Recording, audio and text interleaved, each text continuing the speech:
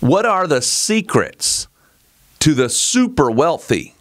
Well, by the end of this video, you're going to gain clarity about your personal retirement plan and have action items to secure your retirement. To learn more about securing your retirement and all the different elements you need to know, subscribe to our channel and hit the bell to be notified when we post a video every Monday.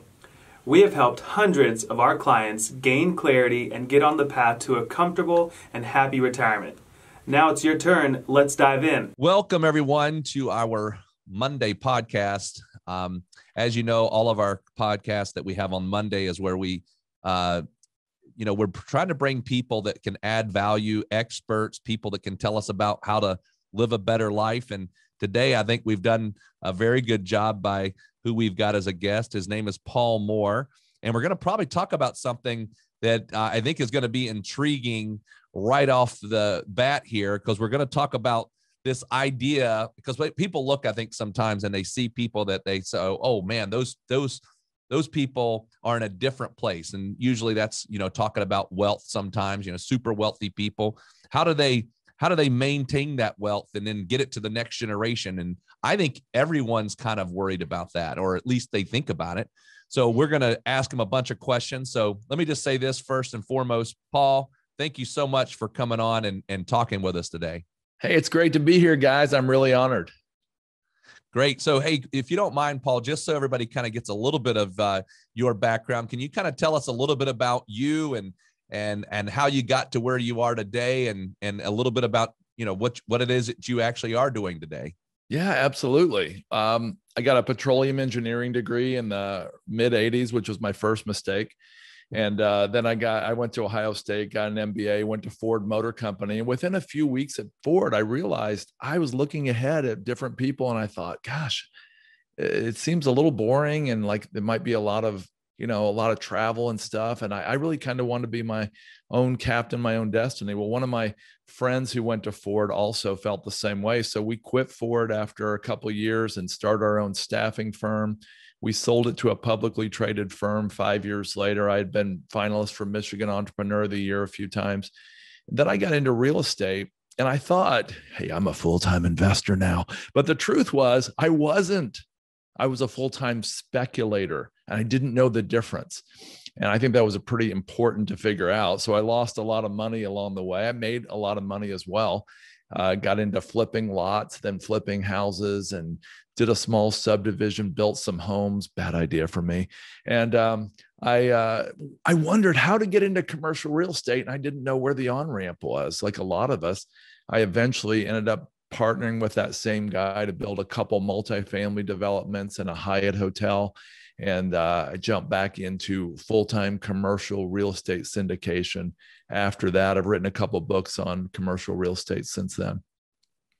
Very good, Paul. Thanks again for joining us. And for everyone listening, obviously he's got quite a bit of knowledge and experience behind him. And so we feel very comfortable asking him some tough questions that, everyone's thinking of. And the first one I've got for you, Paul, is, in the environment that we're in today, bank rates are low, interest rates are low. It used to be, 20, 30 years ago, you could go and get a CD for 9, 10%. You could go stick your money in a money market for 5, 6%, something like that, always keeping up with inflation or better. And now that's just not the case in the bank environment. And so, everything is going to have its pros and cons, right? If you go invest in the market, you can make great returns. You can also lose some money. If you go to the banks, your money's protected, FDIC, but you're not really going to get anything. So what are some of the other strategies out there that you're seeing that could be, something to think about outside of just sticking your money in the bank? Yeah, absolutely. Sam Zell is perhaps the most successful real estate investor in U.S. history. And Sam Zell got extremely wealthy in a time that's a little similar to this. And I would argue that maybe the time we're in could even be better. He locked into 6 or 7% interest rates, which were really low at the time, while inflation was running, 8, 9, 10, 15%. And we're at a historic time where interest rates are at a 5,000-year low. And I'm not just saying that, they've actually studied these back to ancient Egypt. So we've got these great interest rates. I mean, we just invested yesterday in a mobile home park with a 3% fixed interest rate that's going to go 10 or 12 years. But we've got this thing called inflation, looming inflation. It was 0.9% last month alone. And so we've got this potential to create significant wealth with the strategy of locking in a low interest rate and then letting inflation do its work. Because in commercial real estate, we kind of all understand how to make money in residential real estate. But in commercial, it's very different. It's based on a formula. The math formula goes quite simply. It's sort of like PE ratios in stock. The value is the income divided by the rate of return, or the net operating income divided by the cap rate. And we're in a time when cap rates have shrunk a lot, but if net operating income goes up, you have an opportunity to force appreciation. Then you sprinkle in some safe leverage, and you've got a chance to really, really make significant gains. And that's the time we're looking at right now. I mean, I don't think there's ever been a time that I have ever heard of in history where interest rates are still staying low, but inflation is heating up like it is now. I actually spent 5 days with Doug Duncan and about 200 other people in Belize recently at a conference. Doug Duncan is the chief economist for Fannie Mae, and he really believes this is a unique time and an opportunity to really create a lot of wealth using that type of strategy, using real estate specifically. Yeah, well, I know that you have a podcast. We call our podcast Secure Your Retirement. And it's all about this idea of folks that a large amount of the folks who listen to us are people that are within about 10 years of retirement or already in retirement. So they've kind of built up their wealth and they're trying to close that out. And so they're real concerned about keeping that secure. And you actually called your podcast How to Lose Money. So I'm trying to figure that out. Why'd you do that? And why would somebody want to listen about how to lose our money? Yeah, exactly. Right. Well, like I said, in 1999 or so, I thought I was a full-time investor, but I was a speculator. Investing is when your principal is generally safe and you've got a chance to make a return. Speculating is when your principal is not at all safe and you've got a chance to make a return. And I was doing the second. Well, when I realized what I was doing and I started investing, I was zealous that a lot of other people get that message. That was one issue. The second issue is, honestly, I'd go to conferences and I'd see these speakers on stage, and I'm sure they were all telling the truth, but they would tell these amazing stories, how they got, to billionaire status or whatever. And I thought, wouldn't it be nice if some of them told the pain and losses along the way? Because I would get in these little breakout groups and the guys would just be hanging their head. Oh, I'll never have the breaks that guy had. I'll never have the education. I'll never have this advantage. And they thought they couldn't make it. And I said, wouldn't it be amazing if they shared how painful it was on the way to the top? And I thought, if I ever get on that stage, I'm going to share how painful and hard it is. Well, we started the podcast to interview some of these great investors and well-known people who have made it to the top about their pain, loss, struggles, relational tension, bankruptcies, etc. on the way. And our goal was to encourage everybody and give them hope, because all these people like Gino Wickman, Mike Michalowicz, all these great people, they've had the same pain and loss and struggles that we all have on the way to the top. And so we think it's been quite encouraging and given people a lot of hope. And we also think sometimes it's easier to avoid replicating someone else's mistakes than it is to replicate their success. We know what not to do now. Yeah, that makes a lot of sense. While you're describing your podcast, I just looked it up on my phone, and I see one of your more recent episodes is this one called How to Lose Money by Ignoring Your Gut Feelings. And Raiden and I, for what we do, and we talk to our clients, we try to educate our clients on not getting emotional when it comes to market investing. Because a lot of times emotions get in the way. You think the market's going to go one way, you make a decision, and ultimately you end up getting burned, or you have regrets, or whatever it is. So what is the thought process there in that episode? Just a quick high level, just because I think the title is so intriguing about ignoring your gut feelings. Because some others would say, when you're taking a test or when you're doing stuff, they say, hey, go with your gut. So why ignore the gut feelings? Mm-hmm. It seems like we were designed, I guess our brains can do, 4 quadrillion calculations a second? And it seems like we're designed to be able to pick up on all kinds of cues that our conscious mind doesn't recognize. I mean, if someone's standing a certain way with their eyebrows a certain way, saying a certain words with a certain pause, our subconscious mind seems to be able to pick up these cues and say that person's not telling the truth. But our conscious mind likes to override it, especially if we're males. And I find for me that if I'm trying to make a big investment that makes total sense to my logical mind, my gut feel is often the voice of my wife. I hope she doesn't hear this. But anyway, she is so intuitive. It's amazing. And she says, don't trust that person. And I give her all the reasons she's wrong. But, 5 years later, I find out she's almost always right. And I had the gut feel, but I just didn't follow it. And I think that's why I recommend that people really tap into that and not ignore that. Because if the gut feel and the head both, if they're out of alignment, there may be something wrong. Yeah. Well, hey, I would just a side point here. I read that you had set your company up. This is kind of almost seems like it's off topic a little bit, but you set your company up to somehow generate funding for human trafficking and then also how to rescue people out of that. Yeah. How did you do that? And I would almost ask also why, what was the driver for that? Yeah, about 6 years ago, I saw a movie called Nefarious, and I recommend everybody get it on YouTube or watch it. It's from a group called Exodus Cry. Guys, did you know if you took the record profits, not the average, the record profits from Apple, General Motors, Nike, and Starbucks, added those record profits together, tripled that number, that's the estimated revenues generated by human trafficking every year. And I'd like to believe if I was alive in the 1800s, I'd be an abolitionist fighting against slavery. And I'd like to believe if I was an adult in the 1960s, I would have been fighting for good civil rights. Well, this is a civil right. This is slavery, and it's happening right under our noses.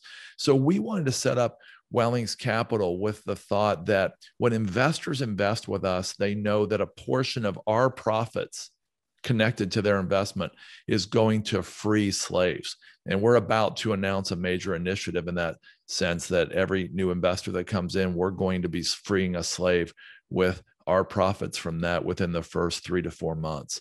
And so that's why we do this. And we want to raise public awareness on this issue as well.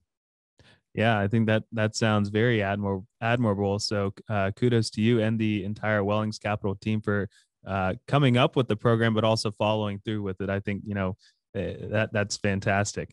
Thank you. So you talk about this thing called a big why, as to you got to find what your big why is. We like that word too, the why. Why would you ever do something when it comes to the investment decisions you're making or the retirement planning decisions that you're making? It always comes back to the why. So I'm interested to see what you're going to say when it comes to, well, what is a big why, and why is it so important that everyone knows what that is for them? Yeah, I was 33 and we sold our company to a publicly traded firm. And I woke up on October 8th, 1997. I didn't feel that much different than I did the day before. No worse, but not that much better with a couple $1 million in the bank. And I also heard a story about the CEO of Auntie M's Pretzels, and kind of shortening the story. He woke up with $151 million in his bank account, and he realized he was miserable. He had worked really, really hard, but he had sacrificed, as we all do, some relationships, time, and things along the way. And he realized something. He said, you know what? I should have found my joy in the journey, because the joy is not just at the end when we reach our goals. We need to find our joy in the journey. And one of the ways of doing that is have a big why that's other than money. And so for us, like I said, as a company, it's fighting human trafficking and rescuing its victims. There are other issues as well, like, having great relationships, role modeling what it means to be a good husband. All these type of things are things I want to do. Yet I get distracted every day, and I'm tempted to believe It's about making money or being a success at work. And that's important, but I think it all needs to be integrated into our big why. Yeah, I agree. We, like Murph said, we talk about that all the time. And one of the things that we find is that sometimes people, even when they retire from, let's say, a long time career, they still got to figure out what are they going to do now and what is it they want to do. And that is their big why. And so that think makes a lot of sense. Now, let's talk a little bit about some ideas around real estate. I know you mentioned just a little bit ago that you had invested just recently in a mobile home park. I think, in reading your stuff too, you mentioned about also storage facilities, which I am always amazed by that. I drive around and I see storage after storage and I'm going, man, goodness, man, this is like, they're everywhere. And I'm thinking, why do we have so much stuff is probably one of the things I think about, but why do you think it is that people are shifting these investors, these real estate investors are shifting their money over into those worlds of mobile homes and mobile home parks, as well as storage facilities? There's a lot of reasons, and I'll try to boil it down as succinctly as I can. I wrote a book on apartment investing called The Perfect Investment in 2016. And by 2017, I was so frustrated, 2018 especially, trying to find apartment deals because they had become so overheated. There's so much money coming into the space. Apartments are mostly fixed up. 93% of large apartments are owned by companies that have multiple assets. They've already done the value adds. There's just not a lot of runway. And if you read Howard Marks, Mastering the Market Cycle, you'll realize perhaps, we're definitely at record pricing on all these types of assets. The problem is there's no margin of safety. When you think about Buffett's margin of safety, apartments don't have much, but apartments are the big in thing to invest in commercial real estate, at least in the segments, that I see. And we could go over why office and retail and malls and others are really failing in a lot of ways. But what we found out was there is a lot of fragmentation in mom and pop owners in self-storage and mobile home parks. And there's other asset types as well, but we like these because, let me just give you an example. There's about 44,000 mobile home parks in the US. About 85% are owned by mom and pop operators. They don't have the desire or the resources or the knowledge to improve the income and maximize value. Hey, why should they? Cap rates have gone from about 10 or 11% down to 5 or 6. So they've already doubled the value of their facilities just by staying mediocre.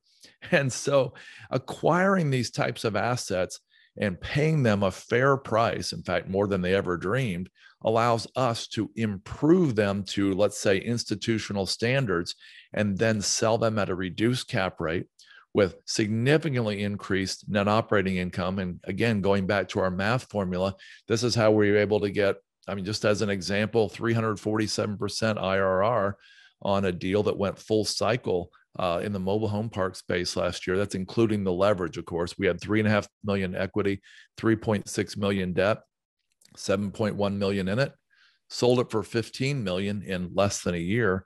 And that's the kind of numbers we got. Now, that's an exception to the norm in the IRR number, but we're regularly seeing IRRs north of 50% on these type of deals. And that the reason is, a lot of the reason is that these are mom and pop operators who leave massive amount of meat on the bone when they sell the asset. Mm-hmm.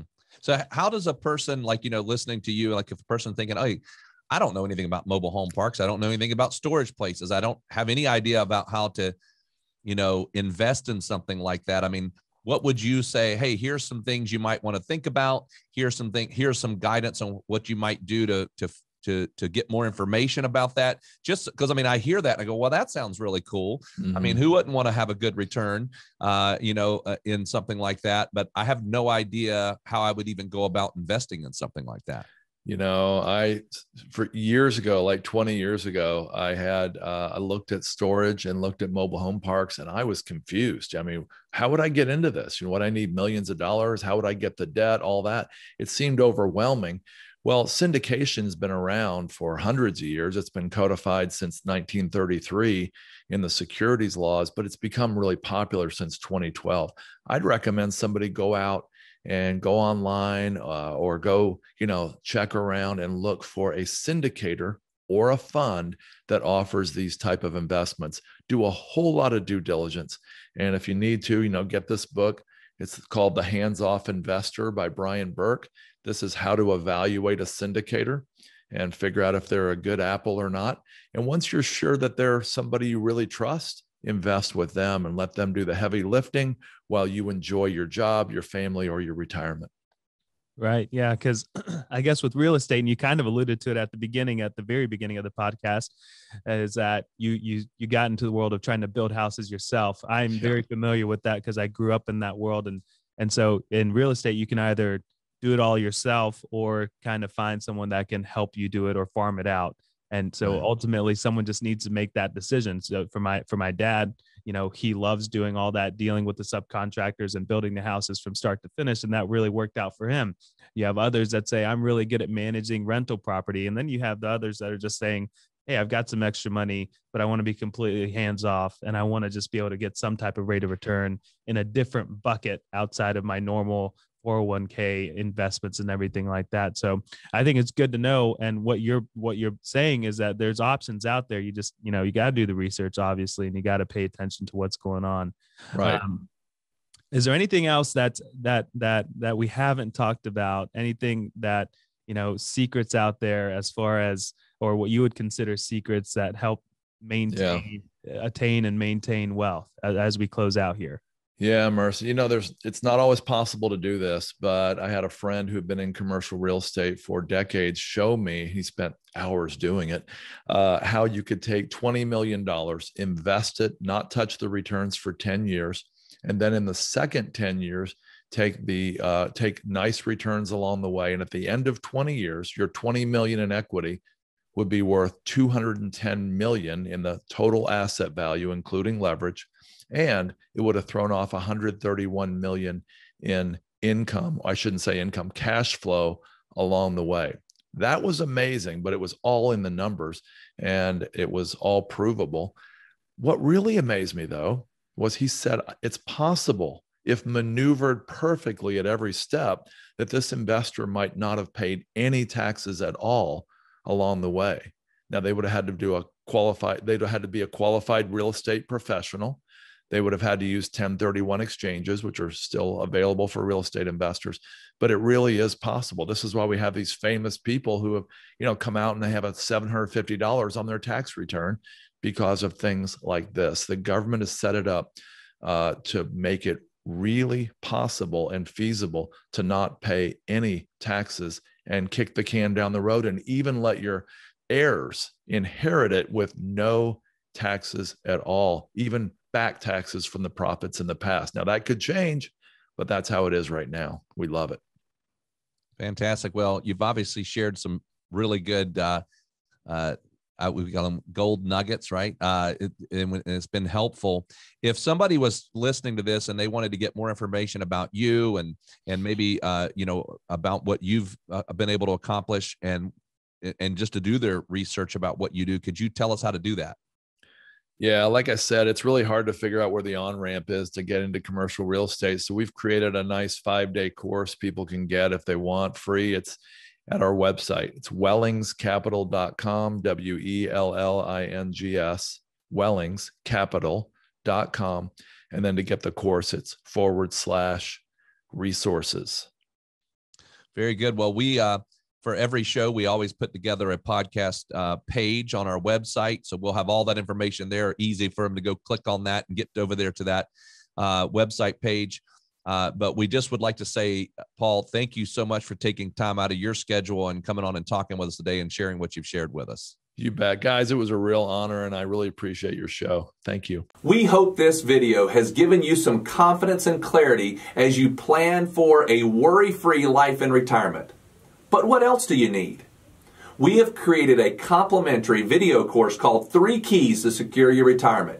This video walks you through step by step what you need to do to get ready for retirement. You can also check out our podcast called Secure Your Retirement. You can subscribe below. For more retirement tips, watch this video. Create your retirement income plan. Also, click here to subscribe to our podcast, Secure Your Retirement. If you like this video, hit the like button and be sure to subscribe and share it with your friends.